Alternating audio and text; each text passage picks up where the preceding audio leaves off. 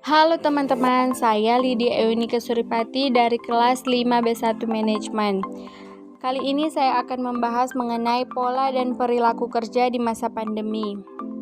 Baiklah, kita langsung saja kepada pembahasannya. Dengan pandemi COVID-19 seperti saat ini, pemerintah terus berupaya melakukan langkah-langkah mitigatif dan penanganan seoptimal mungkin agar virus ini tidak semakin menyebar dan membawa korban jiwa. Beragam pilihan kebijakan ditempuh untuk menghadang laju penyebaran, mulai dari penerapan physical distancing hingga pembatasan sosial berskala besar atau PSBB di berbagai daerah. Perubahan pun terjadi hampir di segala aspek kehidupan manusia dan hanya dalam hitungan bulan. Salah satunya adalah cara bekerja. Pandemi COVID-19 memberikan dampak terhadap sektor ketenagakerjaan tidak hanya karena jumlah pekerja yang terdampak, tetapi membuat beberapa perubahan dalam pola bekerja dan jenis pekerjaan. Sebanyak 63% pekerja selama pandemi bekerja secara jarak jauh, memanfaatkan teknologi digital atau bekerja dari rumah, membuat menurunnya mobilitas ke tempat kerja. Para pegawai kantoran dipaksa untuk mengadopsi pola kerja baru secara remote atau dari rumah masing-masing dengan sebutan bekerja dari rumah. Bekerja dari rumah identik dengan melakukan pekerjaan kantor, rapat, diskusi, dan koordinasi dengan rekan dan atau mitra kerja dari rumah pegawai masing-masing secara online. Adapun pilihan media yang digunakan bisa berupa voice call, chat atau text messenger, dan conference call audio atau video. Data survei online tentang dampak darurat virus corona terhadap buruh atau karyawan menunjukkan bahwa sebanyak 51% karyawan tetap bekerja namun hanya dari rumah atau tidak ke tempat kerja atau kantor. COVID-19 membuat relasi antara industri dan sektor ketenagakerjaan yang cair melalui digitalisasi dan komputerisasi terjadi semakin cepat. Sektor yang sebelumnya belum menggunakan digital juga diperkirakan dalam periode adaptasi kebiasaan baru akan memanfaatkan model bisnis digital. Karena itu perlu dipersiapkan keahlian tenaga kerja melalui berbagai program skilling, upskilling, serta reskilling yang sesuai dengan permintaan dari sisi industri.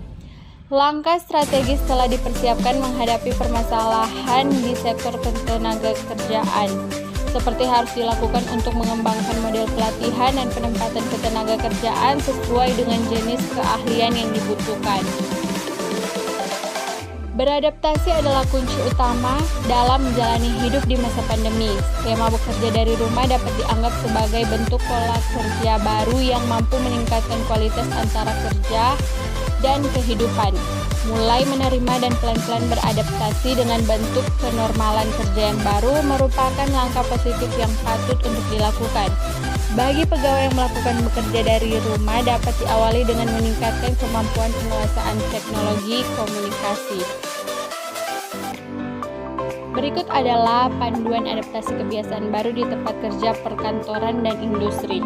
Yang pertama yaitu di pintu masuk tempat kerja dilakukan pengukuran suhu dengan menggunakan termogun. Yang kedua, pengaturan waktu kerja tidak terlalu panjang atau lembur. Yang ketiga, bagi sistem kerja shift. Yang keempat, jika tetap memberlakukan shift, maka yang bekerja terutama bekerja berusia kurang dari 50 tahun. Yang kelima, mewajibkan pekerja menggunakan masker sejak perjalanan dari atau ke rumah dan selama di tempat kerja. Yang keenam, mengatur asupan nutrisi makanan yang diberikan oleh tempat kerja.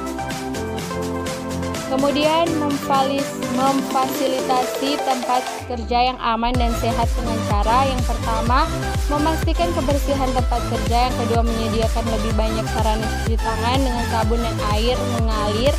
Yang ketiga, memberikan petunjuk lokasi sarana cuci tangan. Yang keempat, memasang poster edukasi cara mencuci tangan yang benar. Yang kelima, menyediakan hand sanitizer dengan konsentrasi alkohol minimal 70% di tempat-tempat yang diperlukan, seperti pintu masuk, ruang rapat, pintu lift, dan lain-lain. Menerapkan physical distancing dalam semua aktivitas kerja, pengaturan jarak antar pekerja minimal 1 meter pada setiap aktivitas kerja dengan mengadakan pengaturan meja kerja atau workstation, pengaturan kursi saat di kantin, dan lain-lain. Demikianlah pembahasan mengenai pola dan perilaku kerja di masa pandemi. Mohon maaf jika ada salah-salah kata. Terima kasih.